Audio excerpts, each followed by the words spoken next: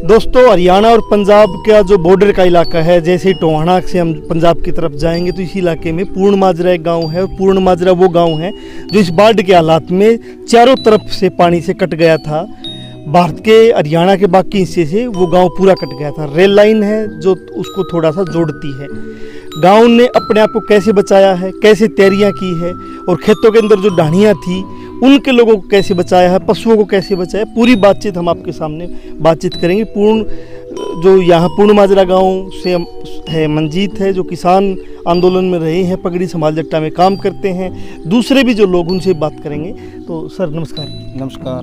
पहले तो भाई साहब आपका बहुत बहुत धन्यवाद, जो कि हमारी यहाँ गांव की खबर लेने के लिए पहुँचे। आपका बहुत बहुत धन्यवाद। और आपके जो चैनल हैं, दोनों चैनल, उनका भी बहुत बहुत धन्यवाद करते हैं।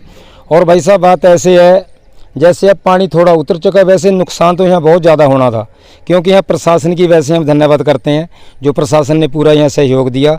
इस वजह से हम जो अब की स्थिति है, 4 फुट पानी उतरा है घग्गर में से, 4 फुट पानी उतरा है। मैं एक और कहना चाहता हूँ अपने प्रशासन को और अपनी सरकार है उसको, जो हमारा घग्गर का बांध है वो किसी जगह से 2 एकड़ टूटा है, किसी से 3 एकड़ टूटा है, किसी से 4 एकड़ टूटा है। क्योंकि पानी तो मतलब ये बांध तो टूट गया। अब हमारी जो आगे की स्थिति है, लोग जीरी धान लगाना चाहते हैं भी, मतलब अगर जो धान लगा दिया, जीरी लगा दी, तो मतलब 16 फुट के बाद यहाँ का पानी का चढ़ाव चढ़ जाएगा। इस वजह से हम प्रशासन से और सरकार से एक बेनती करेंगे भी, ये बांध को, जो अपना घग्गर वाला बांध है, उसको जल्दी से जल्दी उसको पहले बंद कराया जाए, उसके बाद दान का काम शुरू होगा। और एक हम और बेनती कर, खतरा आपको ये कि पानी वापस आएगा। हाँ जी, मैं हाँ। मंजीत एक बार जानना ही चाहता हूँ कि जैसे ही आपको पता लगा कि बाढ़ आ रही, पीछे से पानी आ रहा, हाँ जी, तो गांव को बचाने के लिए कैसे आप इकट्ठा हुए, कि क्या क्या तैयारियां की? ऐसे जी देखो, गांव की मतलब सारे गांव का इकट्ठ हुआ जी, और हमारी नरेगा के साथी, हमारे सारे गांव के साथी तांसले कसियाँ लेकर पहुंचे बांध के ऊपर। और कुछ प्रशासन को भी मतलब चुनौती दी भी। हमारे जो गांव का सबसे, हरियाणा का सबसे आखिरी गांव है और पंजाब के बॉर्डर पर है। इस वजह से मतलब प्रशासन भी इस वजह से आया, एसडीएम साहब भी आए, डीसी साहब भी आए। फतेहाबाद से हमारी मनदीप कौर बहन जी वहाँ पहुंची थी। मतलब पूरा प्रशासन यहाँ झुका, और भी जो सरकार थी थोड़ी मतलब यहाँ व्यवस्था की गई। इस वजह से गाँव ने पूरा जोर लगाया। एक दिन यहाँ से मैं दिखाना चाहता हूँ आपको, यहाँ से एक मोगा खुल गया था अपने बांध के ऊपर से, और सारे गाँव को खतरा बन चुका था भी, मतलब बांध टूटेगा। जेसीबी हमारे पास थी, इस वजह से, उसकी वजह से यहाँ एक खड्डा था, वहाँ से उसको बंद किया, और सारे गांव ने पूरा जोर लगाया भी अब अपना गांव डूबेगा। इस वजह सारे गांव के साथ से और जेसीबी की साथ से उसका मतलब थोड़ा बचाव हुआ गांव का। गांव को तो आपने बचाया, लेकिन ढाणियों के अंदर मैं देख रहा हूँ पानी भरा हुआ है। ढाणियों के अंदर जो लोग रहते थे उनको आप कैसे लेके आए? क्योंकि इस गाँव में कश्तियाँ चली है, हरियाणा के बाकी गाँव में उतना नहीं था, लेकिन यहाँ कश्तियाँ चली क्योंकि चारों तरफ से गाँव घिर चुका था पानी से। तो ढाणियों से लोगों को कैसे निकाल के लेके? ऐसे जी हमारी डीएनएफ की किश्तियाँ, कुछ एनडीआरएफ की मतलब किश्तियाँ यहाँ पहुँची, कुछ उनके सहयोग से, और कुछ और हमारे टोहाना ब्लॉक की एक किश्ती और जो उन्होंने भेजी थी यहाँ, उसके वजह से मतलब यहाँ से हम सामने ढाणी है, जो यहाँ से हमने भैंसें निकाली, पीछे जैसे ढाणी दिख रही है, ये पीछे ढाणी है, वहाँ से कुछ भैंसें भी निकाली। और वैसे मैं एक आपके चैनल से चलो बात कहनी चाहिए सच्ची, जो प्रेमी भाई थे वो हमारे गांव में आए, उन्होंने थोड़ा सहयोग किया। मतलब ढाणियों की भी जो भैंसें थी सामने ढाणी की, उन्होंने पूरा सहयोग देकर भैंसें हमारे साथ निकलवाई। भैंसे मतलब जानवर भी निकलवाए और व्यक्तियों को भी? हाँ जी, हाँ, व्यक्तियों को भी उन्होंने मतलब पूरा सहयोग के साथ यहाँ लेकर आए। और एक मैं आपको बताना चाहता हूँ, हमारे पास हिम्मतपुरा गाँव है पास में, वहाँ से टोहाना ब्लॉक की जो किश्ती थी, हम साथ में गए, और हमारे पास बिजली के भाई साहब खड़े हैं, ईश्वर जी, वो हमारे साथ गए। उसके बच्चे डूबने लग रहे थे, ईश्वर थे, बलराज भी हैं हमारे साथ में भाई साहब, जो बिजली महकमे में पूरा सहयोग दिया उन्होंने। उनको साथ लेकर हम हिम्मतपुरा की ढाणी पड़ती हैं, पंजाब के मतलब बिल्कुल ही पास में पड़ती हैं, उनकी बच्चे, लड़कियां, बच्चे भी निकाले, किश्ती के उसके साथ लेकर गए हिम्मतपुरा में। और जो बच्चियाँ थी, छोटी छोटी बच्चियाँ थी, उनको किश्ती में लेकर हम कुदनी में छोड़ कर आए, और बच्चों को हम हिम्मतपुरा लेकर गए। इस वजह से मतलब सभी ने सहयोग दिया। वैसे अब मीडिया राही देख रहे थे, क्योंकि मैं उस दिन का इधर से इधर ही जुड़े हुए, हमारा गांव भी सारा मतलब पूरा सारे ने सहयोग के साथ ये काम गांव को बचाया, और साथ में जो हमारे गांव लगते थे उनको भी बचाया। मंजीत, मैं एक और जानना चाहता हूँ कि जो अभी पानी हो गया है, फसल लगभग चौपट हो गई है, सरकार कह रही कि जिसका मकान डैमेज है उसको 1,20,000 रुपये देंगी, फसल बर्बाद हो गई है उसको 15,000 रुपये किला देंगी।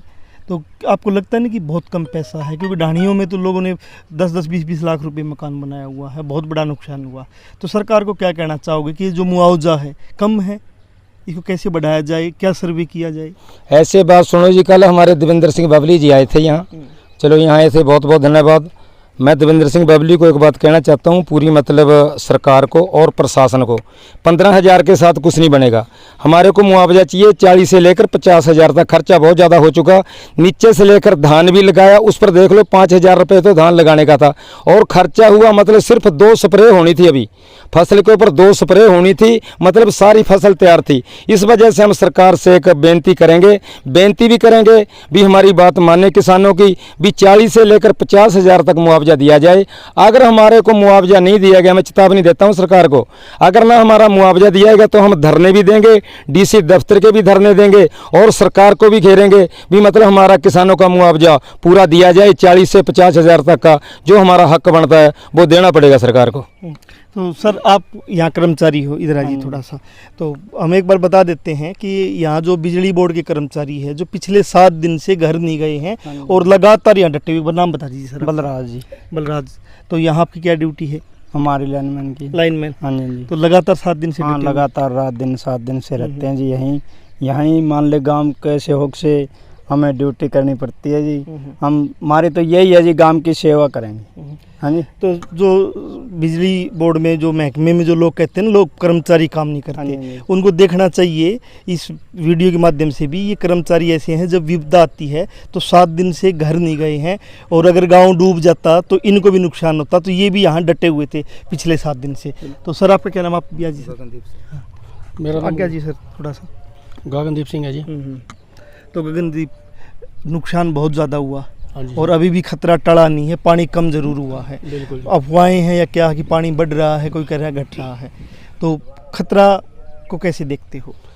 सर ऐसे है, अफवाहें अब कुछ कह नहीं सकते। पीछे से ऑडियो वगैरह आई है, कल भी सुनी थी कि पीछे से पानी और छोड़ा गया हिमाचल प्रदेश से, तो उसके बारे में अफवाहें। वैसे डर तो है, हम तो डरे हुए हैं, पहले ही बहुत नुकसान हो चुका है, अब और डर है, लोग सहमे हुए हैं कि पानी और ना आ जाए तो बहुत नुकसान हो जाएगा, क्योंकि अगर पानी अब कम होगा तो धान लग जाएगा, अगर पीछे से और पानी छोड़ दिया गया तो फिर तो धान भी नहीं लगेगा, फिर तो आगे जाके कणक की बिजाई होगी, वो भी बीजेगी नहीं बीजेगी, वो तो बहुत दिक्कतें हैं। फसल के साथ साथ जो पशु रखते हो, पशुओं का चारा ही मैं देख रहा हूँ सब खत्म हो चुका है, सब्जियाँ खत्म हो चुकी है, तो उसको कैसे देखते हो कि सरकार कोई मदद करे, पशुओं के चारा, जहाँ मान लो बाढ़ नहीं आई हुई है उस इलाके से चारा यहाँ पहुँचाए, ऐसी कोई मांग नहीं है?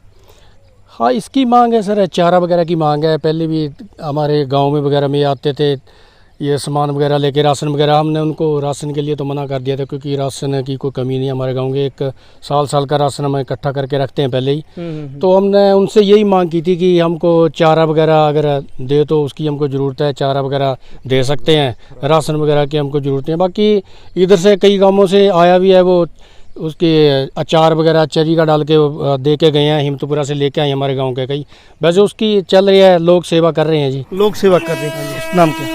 नाम मेरा बलजीत सिंह है जी। बलजीत, क्या कर रहे हैं? मैं तो मजदूरी करता हूँ। मजदूरी करते हो। तो जैसे किसान है, किसान के ना 1 साल का राशन इकट्ठा हो जाता है, लेकिन मजदूर तो दिहाड़ी करता है तो राशन ले आता है। हाँ जी, हाँ जी, हाँ। तो आपके क्या हालात है अभी घर में? हालात तो वैसे है जी, मजदूर तो जोर मार के हफ्ते का राशन ले आता है जी। किसी के 4 बच्चे हैं, किसी के 3 बच्चे हैं, ऐसे कंडीशन तो खराब ही है जी। और हम भी जिम्मेदारों के साथ हैं जी। अब जिम्मेदारों के खेतों में हमारी जनानियां काम करती थी, हम भी काम करते हैं जी। अब जिम्मेदारों की कुछ फसल होगी तो हमारे साथ दिहाड़ी मजदूरी करवाएंगे जी, नहीं तो हमारे का कौन पूछेगा जी। है जी। तो मैं ही कह रहा हूँ, जैसे सरकार ने बोला कि जिसकी फसल बर्बाद होगी उसको 15,000 मुआवजा देंगे। अब जो मजदूर है, जो वहाँ कुछ मजदूरी करके कमाता, तो आप मांग नहीं करते कि आपको भी कुछ मुआवजा सरकार दे? देना चाहिए, जरूर देना चाहिए जी। अब किसान के पास नहीं होगा तो मजदूर कहाँ से खाएगा जी? मजदूर को भी चाहिए जी, मुआवजा तो मजदूर को भी देना चाहिए जी, ये जरूरी है जी। बहुत लोग ना राशन वितरित करने आते हैं कि वो जैसे बाढ़ आई हुई है तो अपने जगह से इकट्ठा करके आते हैं, किसानों के पास है, तो आप उनसे क्या अपील करना चाहोगे कि वो आपको दे दे कुछ? हम तो यही अपील करते हैं जी, देखो जिसका साल का राशन है जी उसको तो क्या जरूरत है, तकड़ा बंदा है। जो गरीब बंदे हैं जी, हफ्ते का राशन वाले, 3 दिन का राशन वाले, उनको जरूरत के मुताबिक सामान जरूर मिलना चाहिए जी। हमारी तो यही हाथ जोड़ के प्रार्थना है जी भी सामान जरूरतमंद इंसान को तो जरूर मिलना चाहिए। एक राजा हुआ तो ये कह देगा भी मेरे को सामान की कोई जरूरत। मैं ये कह रहा हूँ, बाढ़ प्रभावित जितने भी गांव हैं, क्या सरकार से आपकी ये मांग नहीं बनती है कि डिपो के माध्यम से सरकार आपको जब तक कि 6 महीने का, क्योंकि फसल बर्बाद हो गई है, मजदूरी बर्बाद हो गई, आपको राशन दे? हाँ जी, हाँ जरूर चाहिए जी, राशन तो चाहिए कि डिपो के द्वारा हमारे को राशन दिया जाए। हाँ जी चाहिए, जरूर चाहिए जी राशन।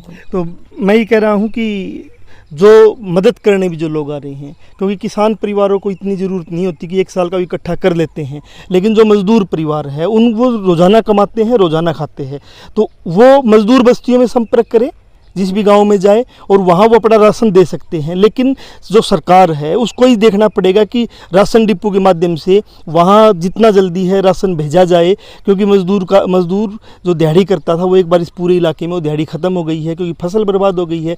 तो सरकार को ही इस पे देखना पड़ेगा कि मज़दूर की भी मदद करे, वो किसान की भी मदद करे, और जो मुआवजा किसान को मिलेगा फसल का तो उसमें से कुछ हिस्सा अलग से सरकार मज़दूर को भी दे।